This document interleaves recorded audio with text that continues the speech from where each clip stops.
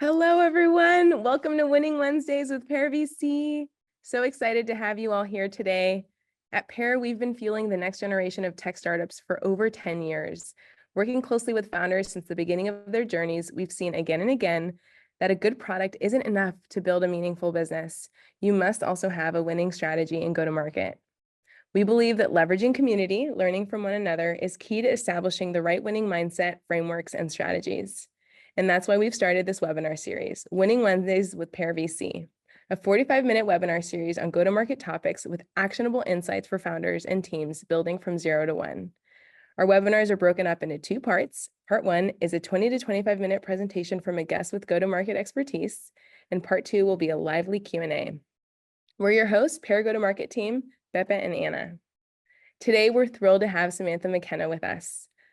With just shy of 100,000 LinkedIn followers, Sam Sales founder and CEO Sam McKenna has spent her nearly 15+ year career in enterprise sales doing 2 things: breaking over 13 sales records, and doing so by leading with a manners first and buyers first approach to sales that shuns the status quo of the profession. In addition to sharing her practical and actionable sales, leadership, entrepreneurship tips, Sam holds an unparalleled amount of distinctions as a LinkedIn expert, including being one of a few people to be a LinkedIn brand ambassador and LinkedIn sales insider. Further, she has been creating content since 2011, an influencer on the platform since 2016, and is a former enterprise sales executive leader for LinkedIn Sales Navigator division, and was awarded the coveted Top Voice on LinkedIn award in 2024. Sam has also been named a top 100 global sales leader in 2023, top 50 women in revenue, top 25 women in revenue, top 20 women in sales leadership, repeated recognition as both 100 best LinkedIn influencers and a top 10 LinkedIn sales star, amongst dozens of awards, and is frequently sourced as a keynote speaker for global brands. I have to catch my breath, guys. There's a lot here. Sam's a big deal. Since its inception in 2019, Sam Sales has scaled to multi-millions in revenue, having achieved 312% growth in their first year annual revenue goal, and continued to have significant double-digit growth ever since. To date, Sam Sales has built itself into a powerhouse all-woman team, served over 200 clients, raised over $110K for charity, been featured in global publications like the Wall Street Journal, Print Edition, Fortune, Business Insider, and most recently USA Today, and has donated hundreds of training subscriptions to veterans or those in active military service and teachers transitioning in professions. Whew, okay, that was a lot. Sam is amazing, and I'm so excited. I've been a fan for years and have been following along. I'm so very, very excited to have her on today. We invite folks to turn on their cameras and please engage with reactions as Sam shares for the presentation piece of the chat. And then afterwards, please participate actively in Q&A. We've received amazing questions already pre-submitted, but would love to take some live as well from the audience. So without further ado, Sam, the floor is yours. Oh, thank you. Hi, you guys. Well, I think if we learned anything, it's that I need to cut my bio down in the future. Thanks, you guys, for putting up with all that. That definitely makes me blush. But I'm really, really excited to be here with you guys. Thanks for inviting me, and thanks for sharing a part of your day with me. I know we have so many questions and things we want to dive into. I would say just a couple of things before I pass it back to kind of dive into our questions there. But just a little bit of my background, maybe that you didn't hear. Everything that we really focus on as an organization and everything I've really built my sales career around is that manners-driven client-first approach. And what does that really mean? I begrudgingly got into sales. It just didn't seem to fit my personality. I was very competitive, but I hate inconveniencing people. A cold call was not a word that I was ever comfortable with, or 2 words, I guess, technically. And it just felt, like the sales profession just had a to it. When in fact, what a fabulous, fabulous profession it is. And the art of selling is really just an incredible thing. I think part of what's helped me, and I think what would probably help many of you, is you kind of think about maybe uncomfortably getting into the sales mindset as founders and as executive leaders, is thinking about sales as a service instead. So if you show up to calls, if you show up to networking events, if you show up to engagements and you think, how do I solve instead of sell, right? How do I stand out? How do I be different? How do I care about the other person that's on the other side of the Zoom with me? That's really where you're going to make a difference. And I think that's what our brand is all about. Every sales tactic that you've experienced that's made you go, ugh, is the opposite of what we teach. So even as we talk today, and I give you some insights and, how to perfect your cold email, how to actually book meetings, things like that, just know it's done through a lens of a really high bar of thinking about our manners, being able to sleep at night with the work that we've done, and just as a way to really treat our clients in a very different way than they're normally accustomed to, through normal sellers. I'm also originally from Switzerland, so if any, and we got any Europeans on the phone, hello to you guys. And then I moved to the States when I was 5, so hence no accent. I learned English really quickly, and much to my family's chagrin, have a very Americanized accent when I speak French now. All right, I'll pass it back to you to kind of work through our questions or wherever you would like to start. Oh my goodness. Thank you, Sam. I love that. A little bit of background on you is so helpful. And I also begrudgingly got into sales. So I think that's a good, good trait to share. Um, I think what's, most top of mind for our founders all the time, Sam, is how to approach outbound. They have a sense of people that they want to be in touch with or start, connecting with, and just have no real idea for how to begin to make that connection. So maybe if you can just give us like a show me you know me 101, right? Like what is show me you know me? Maybe for some of our audience that hasn't heard that before, and how should they approach diving into outbound for the first time? I'll talk about a couple of things. So let's think about show me, you know me first. If you can squint and read it, that's what's framed back here. There's a pineapple, which you can see if I sit awkwardly, it comes out of my head. And then urgent bird gets the worm, which I always believe, urgency should not be a differentiator, but it is because so few people practice it. So let's think about show me, you know me. When I started in sales, one of the things that I'm, and I think definitely part of my Swiss roots, but I'm genuinely curious about other people's lives. So tell me about your work, tell me where you're from, where did you go to school? I'm told that when I meet somebody new, it's like being hit with like a firing range of questions, but I'm just generally curious about other people's lives. And it started to come out, right? When I would say, oh, this person's, kids are just about to go to college there. And my boss would say, how do you know that? And I'd be like, well, because I just give a shit about them. I curse a lot also, so forgive me, you guys.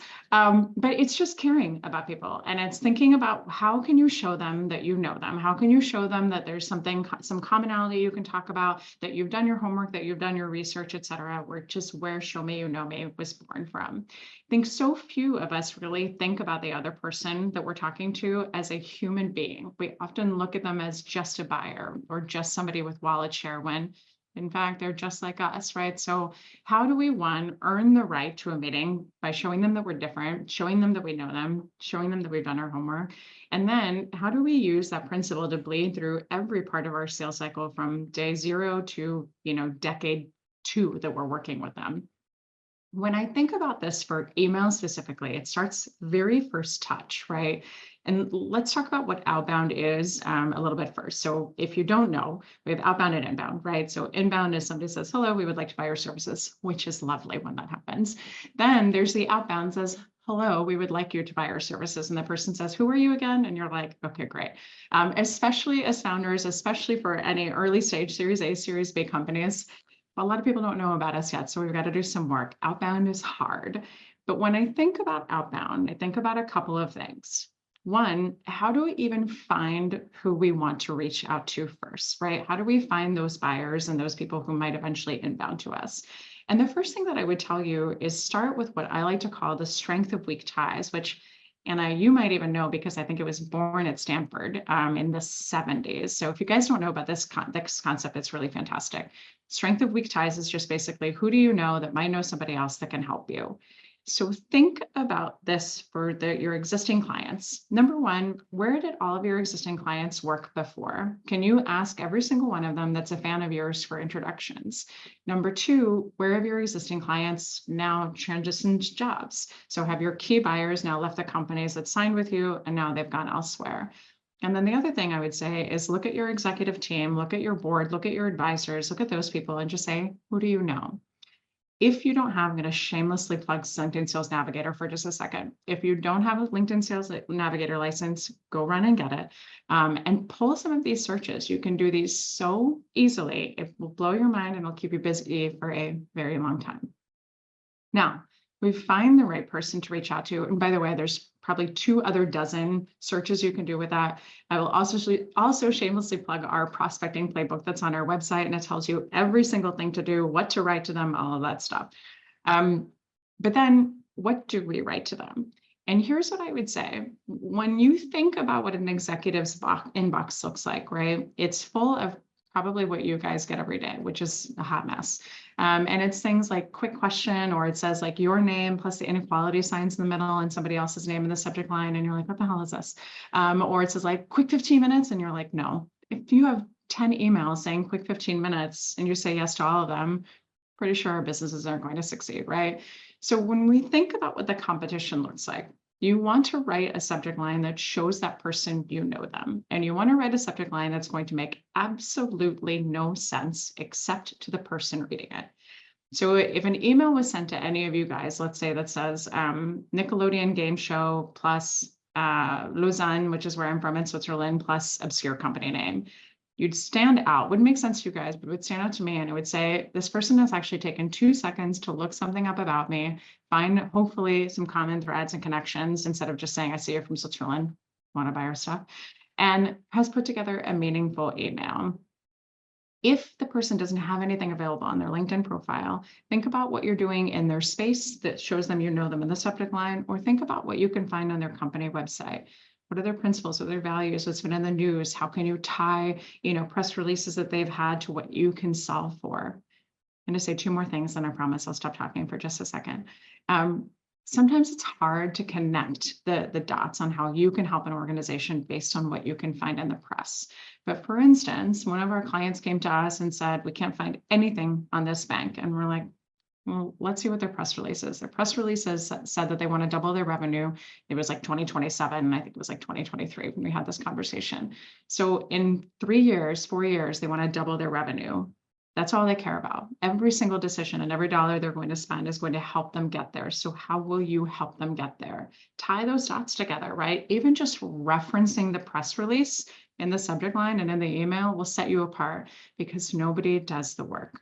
What people care about is scale, scale, scale. How do I automate? How do I scale? And what I would say for once in tech and in corporations is don't scale. Focus on quality over quantity, right? Make the investment, because I promise you, the open rates of your emails will pop and the response rates, even if they're no's, will dramatically increase because people will say, thank you for caring. Last thing I will say, make sure to connect the dots. So we do get a fair amount of show me, you know me emails where people say Switzerland and they're like, I see you went there, or you were born there. That's cool. You want to buy our stuff? No. What about Switzerland? So just make sure whatever it is that you connect on in that subject line, you have something to say about it. And the easiest way to do this is, let's pretend you were meeting this person at a conference and you were like, this person's agreed to time with me. I have to come up with some small talk. What would I say? If you walked up to me and you said, I see you're from Switzerland, I'd be like, and you'd be like, I don't know. And you'd be like, okay. So just think about, what are those things that you could find to say, I see you from Switzerland. I've always wanted to go. I went last summer, whatever it is, right? Connect those dots. Again, these people are humans. They're not just buyers. I'll stop yelling now. All makes so much sense. And I'm sure you often get a lot of head nods and people agree, Sam, but then they say, but how do I get to scale, or how do I increase the volume, right? There is sort of a tension here between quality and quantity. How do you, what would you say to founders on this call who are always also thinking about starting to get volume, right? They're still not doing, like, they don't need to feed 20 AEs at this point, but they want to start seeing some volume. What would you say to them? So I would say you kind of have to just rethink of what the model looks like currently in any sales organization. So when we think about this, number one, only about 3% of your buyers are actively looking for whatever solution you have. There's only, of your TAM, only about 3% are actively looking for that. So if you just think about that, say, well, volume is the only game, right? I have to make sure that I spam 1,000 people, because then I'm going to hit hopefully those 3%. Those 3%, if you manage to hit them, might be the ones to respond to. But guess what? When they respond to you, they're probably responding to your competitors, or they're also reaching out to your competitors and saying, we're looking for something. So now you've spammed people, yay, and you've gotten a response, great, but you're in a competitive market. So instead, what I would tell you is think about, one, who you're starting with. It's not the masses, it's quality. So how do we find those quality people? Run a few of those searches that I told you about first, right? And find the people that have brand awareness of you, that have familiarity with you, have already purchased you, or would say, I'll take a meeting because you come referred by Sam or whoever it is. Start with quality individuals first, not just spamming the masses and hoping for the best. The second thing I would say is cut yourself a little slack when you start this, right? So you guys are in a perfect time period. Many of you are probably going through seasonality right now.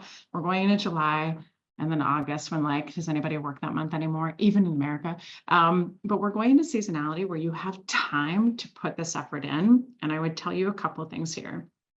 One, aim to reach out to 50 people every week. That's it. For everybody who just like shuddered, stay with me for just a second. So let's say we reach out to 50 people and you get a pretty standard open rate, 60, 70% of an open rate.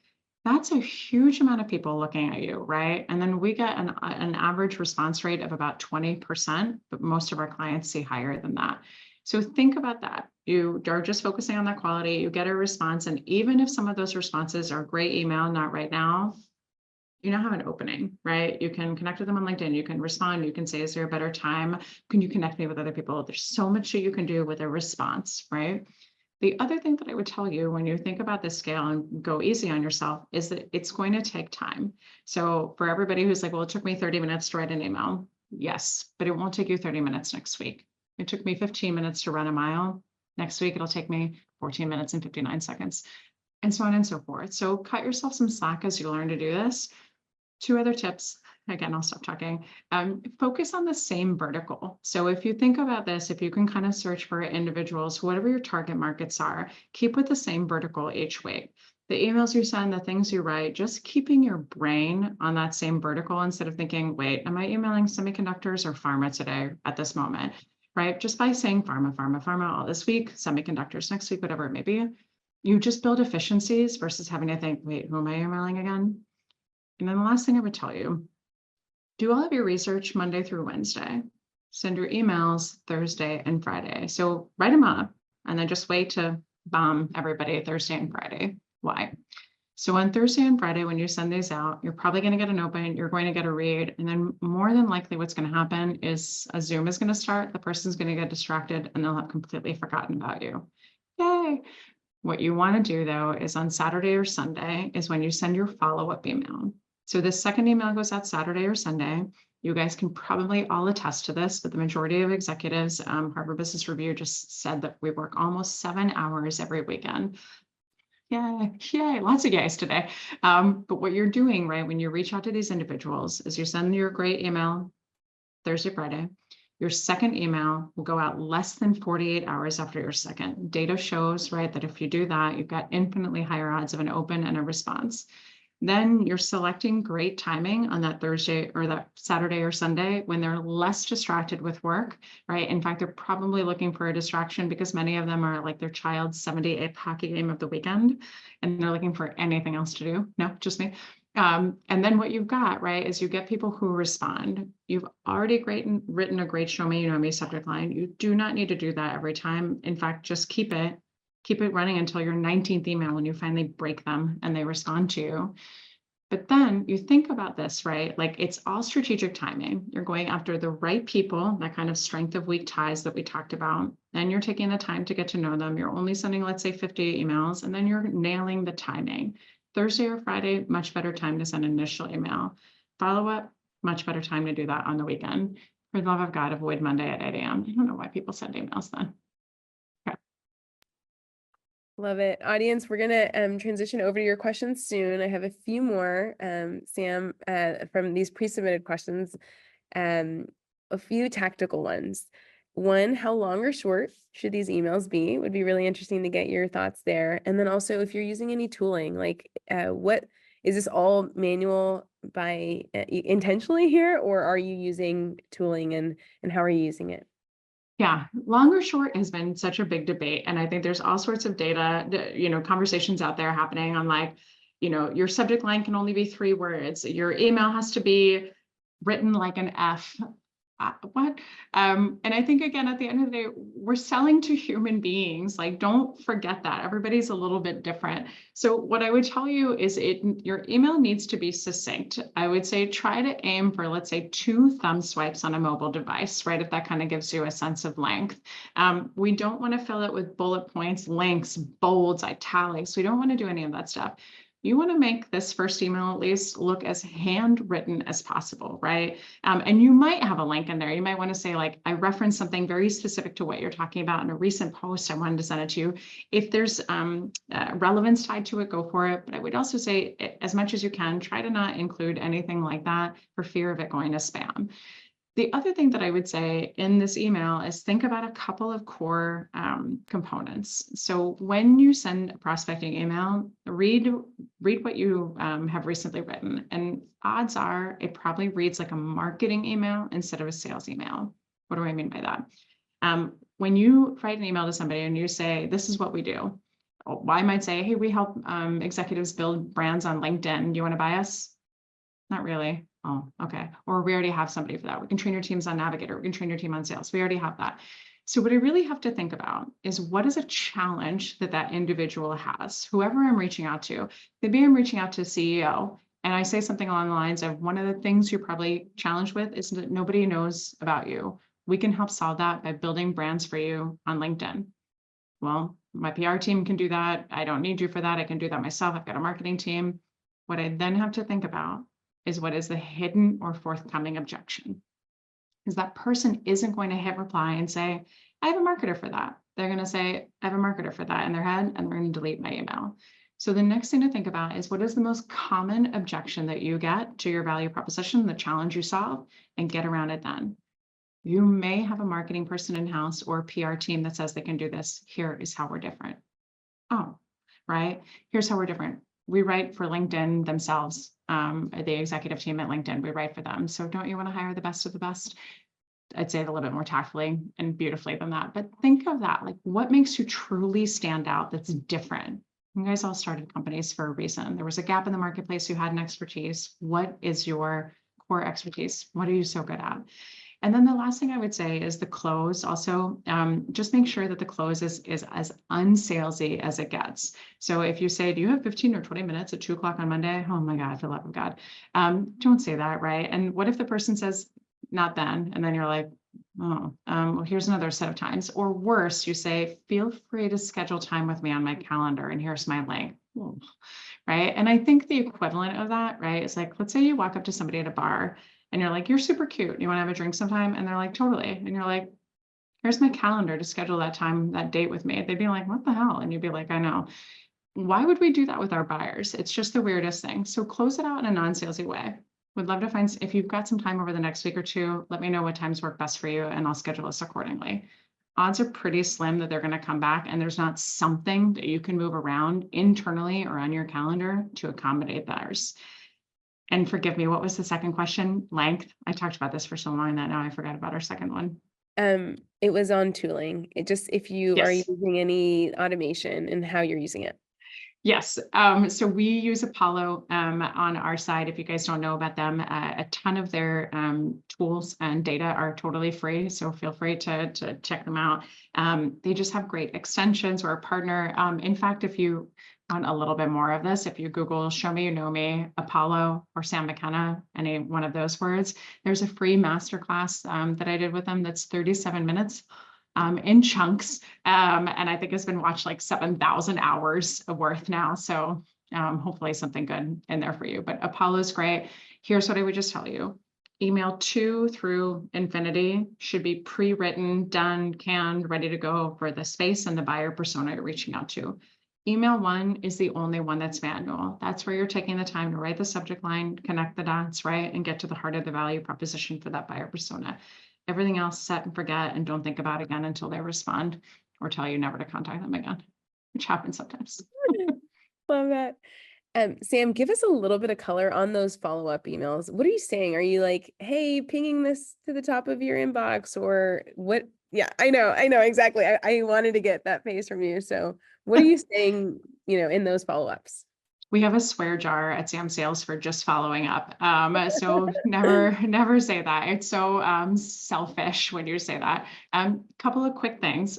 Email 2 should never have any new information in it. So you're legitimately saying something like, hi Sam, I wanted to see if you had a chance to read my below note. I would still be grateful for, appreciative of, one of the two, of the chance to chat with you about how Sam Sales can help XYZ company. Again, if you're ever up for a chat, let me know and I'll schedule us. That's it. What you want to do is you want to, again, every decision you make, everything that you guys do, put yourself in the buyer's shoes. And let's say that buyer, again, opened your email, read it, a Zoom started, they got distracted. But let's say they saw your subject line and they're like, oh, this is good. Oh, my Zoom started. And then they get distracted. So what we want is on that Saturday or Sunday, we want that subject line to pop up again in their inbox and then be like, oh, that's right.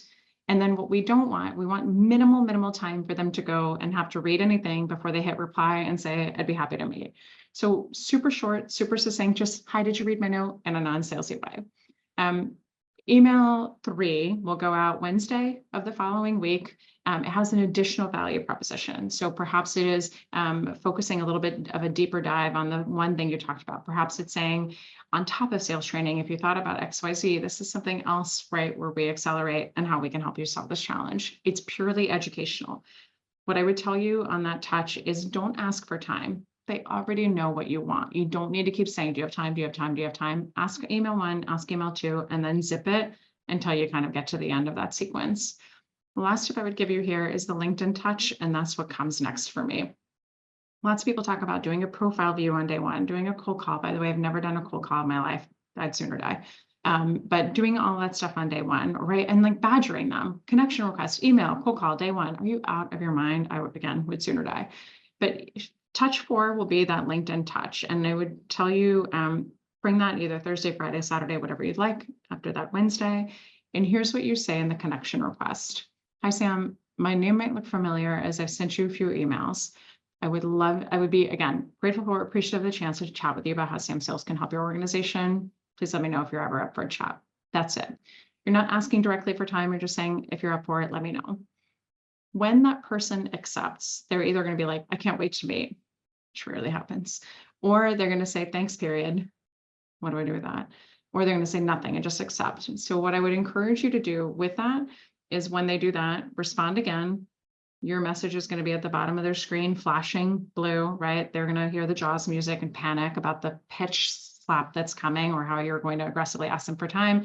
And you just say, thanks so much for accepting. Looking forward to staying in touch, right? And they'll be like, she didn't pitch me, what happened? And you'll be like, just you wait, it's coming.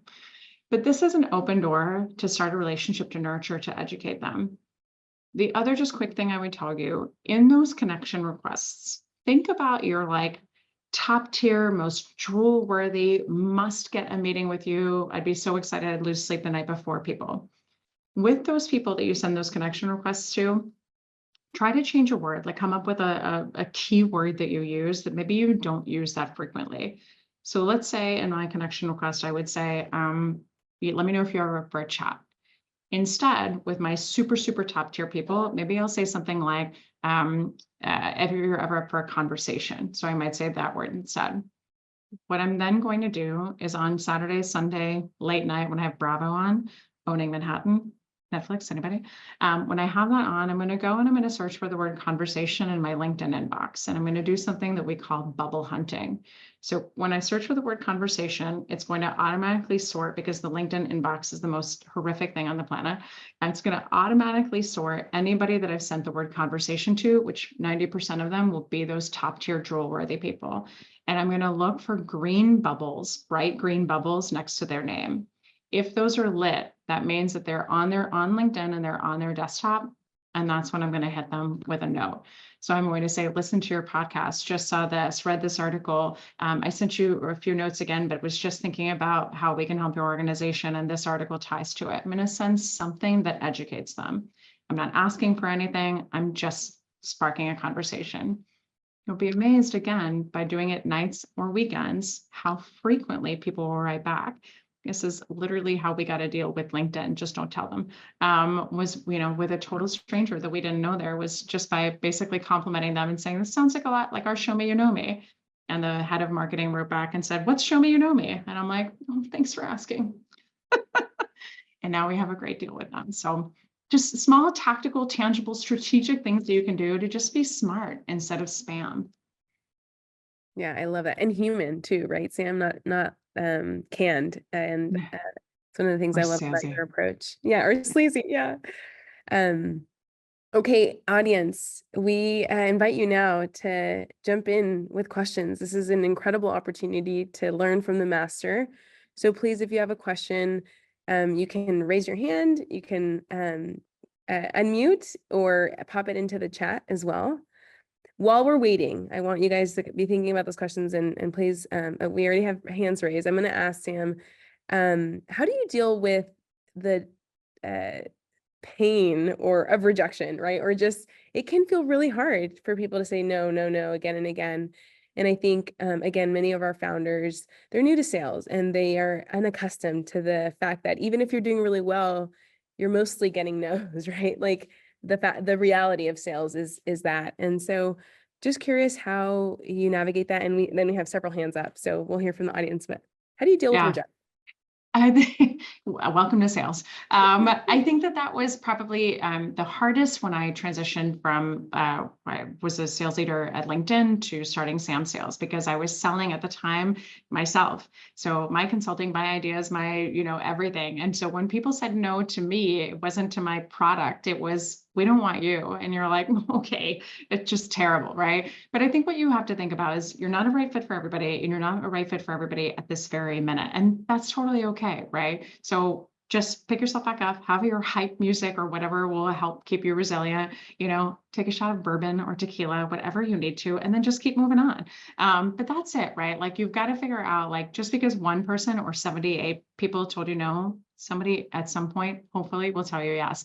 And if you get no's for a lot of months, let's talk and figure out how to maybe change your pitch up. But you just have to find that resilience. I listen to a lot of J-Lo to pump me up and bring me back. But whatever you need. By the way, Sam Sales has a playlist on Spotify. So if you need some hype music, go and find it. I think it's of course called Show Me You Know Me, but you're welcome. And also, I I'm love sorry. that. That's new to me, Sam. I'm literally gonna go check it out as soon as we wrap. So You're a terrible taste good in to know music, but that. enjoy. Okay. Sepide, please unmute and ask your question. Hey, thank you so much. I've learned a lot. It was amazing. Thank you. Thank you, Anna. And thank you, Samantha. It was great. I've learned a lot. I have two questions. One of them is really specific. So when we are trying to talk with presidents of colleges or people who are CTO of colleges, they don't usually have LinkedIn and they're not active on LinkedIn. It's really hard to find things about them. What do you suggest in this specific thing? And my second question is, how can we find your templates or the subject lines, and where can we find those? Thank you. Sure, you got it. Anna, if I can maybe ask you to type, it's shorts.samsalesconsulting.com. You can find everything there. If you guys also use, if anybody wants that, summer 15, all lowercase, will get you 15% off. So hopefully a little bonus benefit there. So for the college deans, presidents, CTOs, just think about this. These are educators. They are brilliant minds who are probably quoted in all kinds of things. So articles, podcasts, etc. I think of Scott Galloway, right, as like a prime consideration of this for those of you who know who that is. But think about that. There's content that exists about them. And I promise you, the majority, 99% of the people trying to get their attention aren't doing their homework on them. So do a quick Google, and anything that you can find that's professional that you can tie to. So the last thing you want to say is, like, I saw your Yelp review in 2008 and it looks like you didn't like that carbonara. Kill that, right? But instead, just think about the things you can pull from their podcasts. All of these people, right, are quoted somewhere, appear somewhere, write something. There's something that we can find. So do a quick Google search on that. I would say within the last year is totally appropriate. You can also have some fun with it, right? If they haven't published anything, let's say in 6 years, you can be like, well, I scoured the internet, right? And the only thing I could find after hours of research was this, thing you wrote 6 years ago. And here's my thought on it. I'd love to see more. Anyway, the real reason I'm reaching out is please buy my stuff. But take a quick look there, and I suspect you'll find some good things. Thanks, and thanks for the kind words. Thank you. Thanks for your question. Okay, Olamide, please unmute. Hi, also you said that great. So thank you. Love your name. Beautiful. Thank you very much. And thank you for this session. I love it. That founder-led sales is always like, ugh, like I really have to do this. And so I appreciate that. My name is Olamide. I'm the founder of Every AI. We're a curation platform for high quality data to train AI models. As you've been talking, you've mentioned like the email to the buyer. And sometimes the person that we know or have a connection to at a company that we know would be like perfect match for what we're selling is the user, or it's someone else. And that's our connection. And from the vantage point of like solving versus selling, who should we prioritize for initial outreach? Great question. So I think you always want to think about your wallet holder first. So think about, especially as it's a great point to make, especially as you think about quality over quantity, the last thing you want to do, I'm going to give a caveat to this in a second, but the last thing you want to do is reach out to the users. You want to go as high as you possibly can, because the cliche of it's easier to walk down the stairs than up the stairs is true here. We want to hit the president, we want the CTO, we want the CRO, for them to say, this is out of my purview, but you should talk to this person 2 levels down, right? Now we have a recommendation, we have an in, hopefully this person will give us time. If they never respond, by the way, we can go back to that CRO and be like, do they still work there? Because we haven't heard from them, right? And kindly call out that when nobody's ever responded to us. Plus, you can continue to build a relationship with that C-suite, even if what you are selling is out of their purview or budget or whatever. Caveat. When you can't, let's say you've had a conversation with that CTO, CRO, et cetera. When you've had a conversation with them and they're like, oh, no, this is right for us. And you're like, oh, you're so wrong. It's so right for you. Not that we ever think that. But that's where I would also think about getting to the users, right? What do they care about? How do you solve their challenges? Why would they kill to have you, right? Because I think you going at both ends of the stick, candle, whatever, can be really helpful. And sometimes it can just get that person to advocate for you. One other thing I was going to say, pick your users correctly. So make sure that you're looking for someone who's been there a long time, who hopefully has some accolades. If you are somebody who sells to sales, look for people who have won multiple President's Club, who probably have a voice that's listened to versus just a regular old user. And again, a lot of that information you can usually find on LinkedIn, but I would go higher and try there. Make sure that you change your value proposition to not what the user would care about, but to what the C-suite would care about. So if I'm going to go to a CRO, I'm certainly not going to talk about sales training. I'm going to talk about impact to revenue through sales training. Great question. Thank you. Yeah, that was an amazing question. Thanks, Olamide. Francisco. Super. Thank you. Thank you so much. Yeah, this was great. We're in the middle of call outreaching, so this is very timely as well. I got a couple of questions. The first one is for customer discovery, where we are like trying to fish for those pain points that have some hypothesis about. How does that that cold email may change since we don't have yet a product we're offering?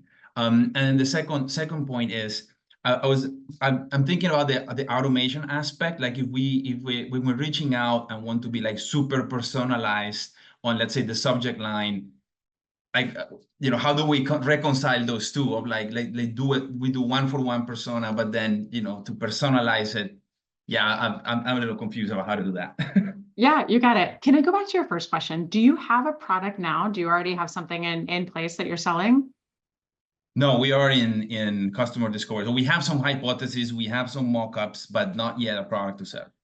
Okay, great. So what I would think about, like, one, reach out. LinkedIn is a great mechanism to reach out. And in the connection request, I would say something along those lines, right? The only thing to just consider is what you're going to give back to them for their time. There are going to be some people that will be more than happy to meet with you for free, no charge, whatever. I think there's other people who are really highly in demand, and they'll say like, I have a billable rate for that, or I don't have a billable rate, but I certainly, because I work for a corporation, but I can't meet with you. So I would think about something too, it's just, even if you say something like in exchange for your time, if it's someone valuable, we'd love to make a contribution to a charity you care about or something. And it doesn't have to be a lot, 50, 60, 75 bucks, whatever, but just to show that you've thought of it, I think can be, show great EQ on your behalf and probably get a response, because someone's going to be like, fine, I'll do it for charity, right? Instead of just for your benefit. But ask those questions, right? And say, this is what we're building. This is our hypothesis. What do you care about? What are your issues, right? I hate this question, but if you could wave a magic wand and fix something, what would it be? Find a cuter way to say that.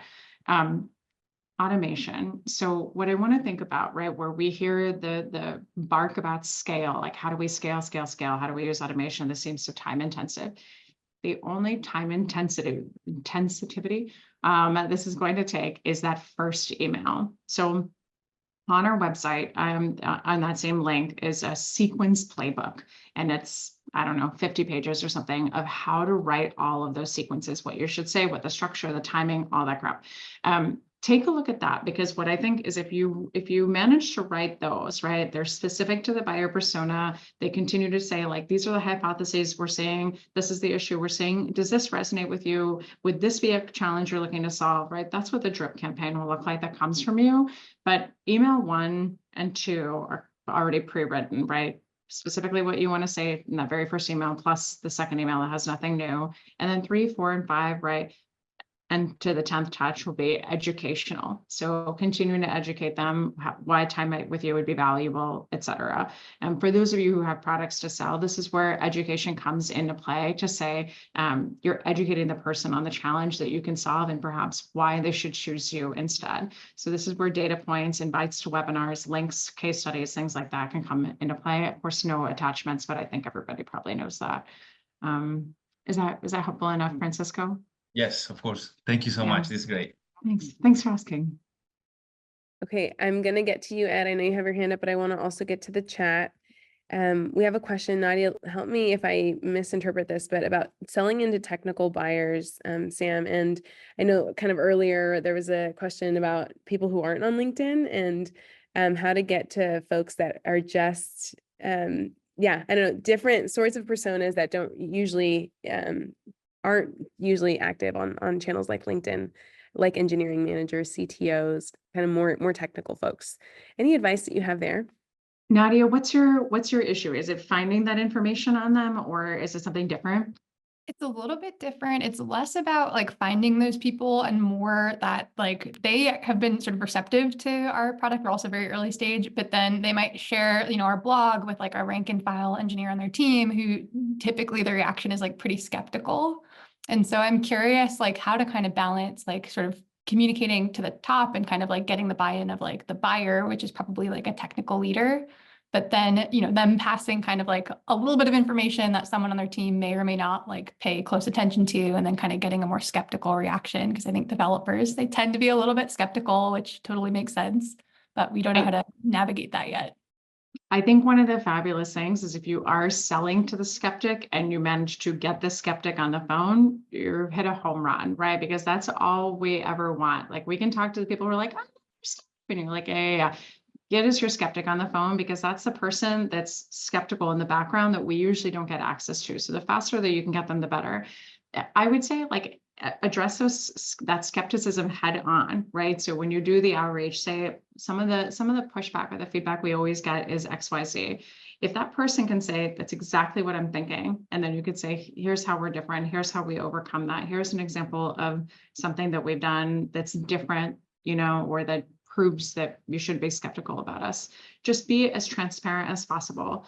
There's a great book called The Transparency Sale. I think it's Seller Sales. I should probably know because it's one of my favorites, by Todd Capone. It was a dear friend of mine, but it basically just talks all the time about just be honest. In fact, get on the phone and tell them your flaws right out of the gate, right? Or tell them how you're different, how one competitor is better than you, but maybe why this matters to them.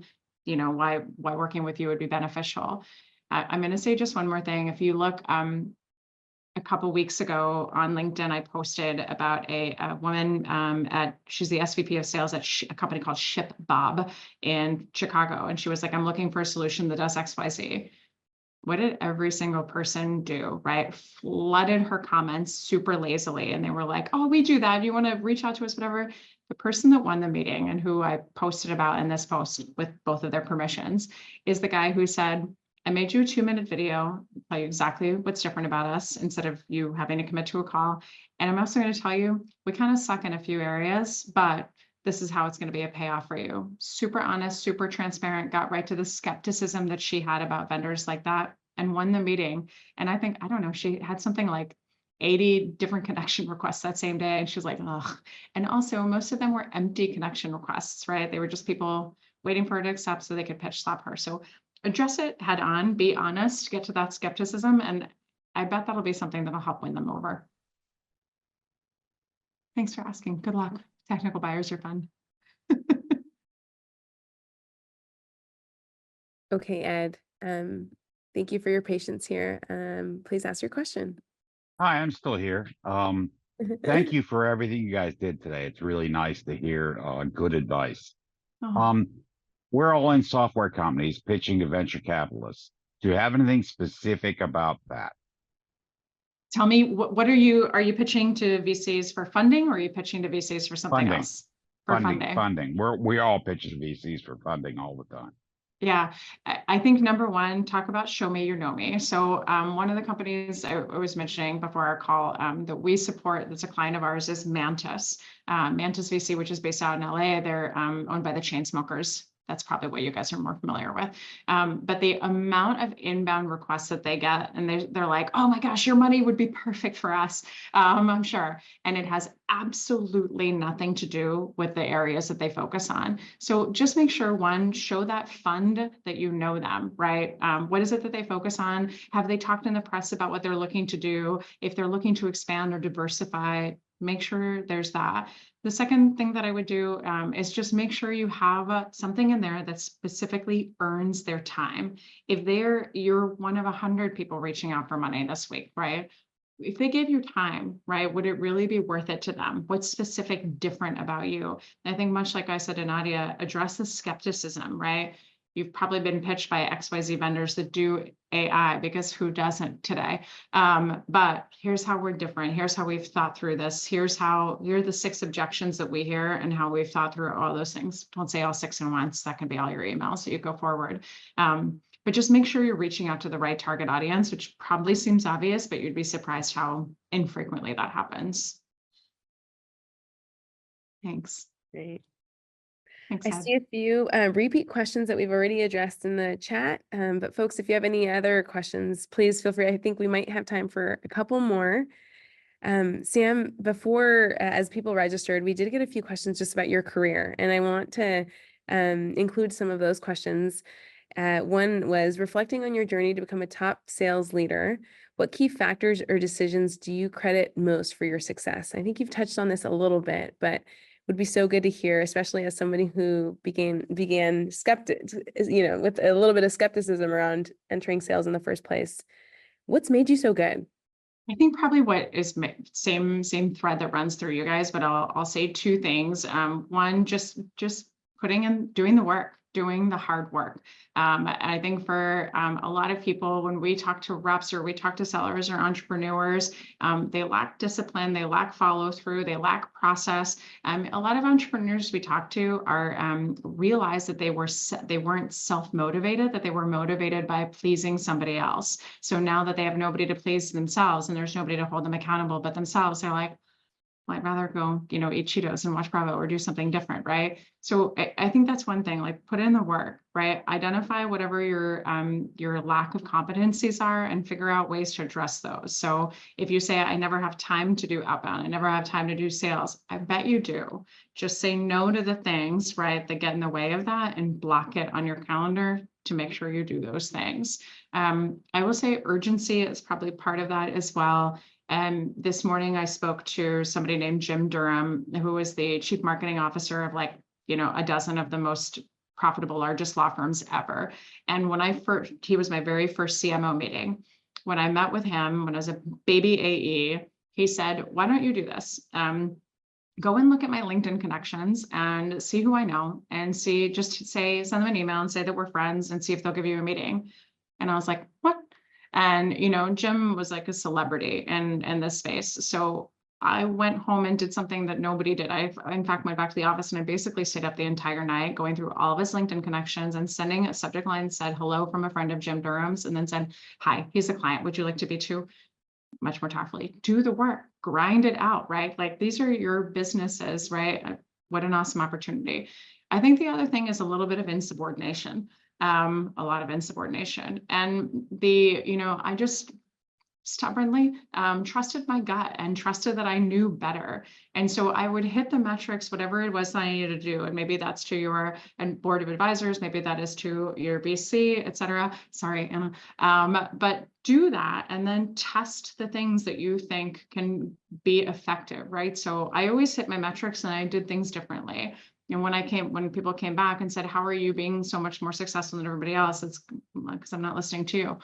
Sometimes I said that depending on how bold I was feeling, but trust your gut and put in the work. Move your buns, as I always say, although usually a different word. Be urgent, right? Treat your customers with care. Like, those are the things, like, you're going to build a brand for just being different if you do those things. I love that. And I think you're hitting on something, Sam, that we know about sales, that it's a really male dominated field. And another question that we had on your career specifically is how you've navigated gender bias and the challenges of being a woman and actually having a full, woman-led team now in a world that's really has historically been dominated by men. Any thoughts on that? Yeah, I think an interesting part about being a business owner also is that we have a no assholes rule, right? Like, we just don't want to work with jerks. We just don't. And so sometimes we'll have people that will join our calls. We're an all women team of, I think, 16, I should know that number exactly. But sometimes we have people that join and they're like, where are the guys? And they say it in a way of like, they're like upset, and you kind of want to be like, who cares? Just kidding. I love everybody. But we kind of know that, and we can say, we're probably not going to be a good fit, right? We can already tell there's a little gender bias. I think the other thing is using this to your advantage, right? So as women, like men and women have different core competencies and skill sets, right? But women tend to be great active listeners, tend to be great inquisitive people, tend to be great problem solvers. There's a reason why, if you look at the sales profession, women often outperform men by quite a few percentage points. And so use those things to your advantage. A lot of I hate to say this with guys on the line, but a lot of the male peers that I've had have been very bro-y, have been very self-centered, very focused on themselves, their number, their quota, their everything. Whereas, like, I am too. I'm competitive as hell. I've placed first 100 times, but I also want to do that by building good relationships and, again, sleeping at night. So how do I use the things that are normal to me as a woman, right? And those superpowers that I have to my advantage? It's going to give them a different flair. Absolutely. Well, we are super close to the end of our time, Sam, but we end all of these webinar sessions by asking one question. I think I'm going to sort of combine it because we did receive a question earlier about habits, the types of habits that you keep in your life to be so high performing. But I'm going to mix it with this is the final question we ask everyone. What's your secret recipe to maintaining a winning mindset and driving success in the face of challenges? So hoping you can kind of combine both of those. Tell us a little bit about your habits and just your secret recipe. How do you do it? Yeah, two things. I have a hype folder. If you guys don't have that, keep a record of the things that people have said that are positive about you. So when you get the 78th no, or you're feeling, not so resilient, go and read all the amazing things that you've accomplished and that other people have said about you. I think my biggest habit is I read. I think the death to my continued success is going to be a lack of education. And I read as much as I can, right? So I get things like Deal Book from the New York Times. I try to read as many books as I can, listen to podcasts while I fold laundry, walk my dog, etc. Right, so I can really maximize my time and just keep learning. That's it for me, which is probably the same for you guys. That if you have any great reads or articles or podcasts that you love, send them my way. My email address is in the invite. I would love your recommendations. Amazing. Not surprising, Sam, that you're up on the up and up and always learning. You're incredible and such an inspiration to me personally, to all of us.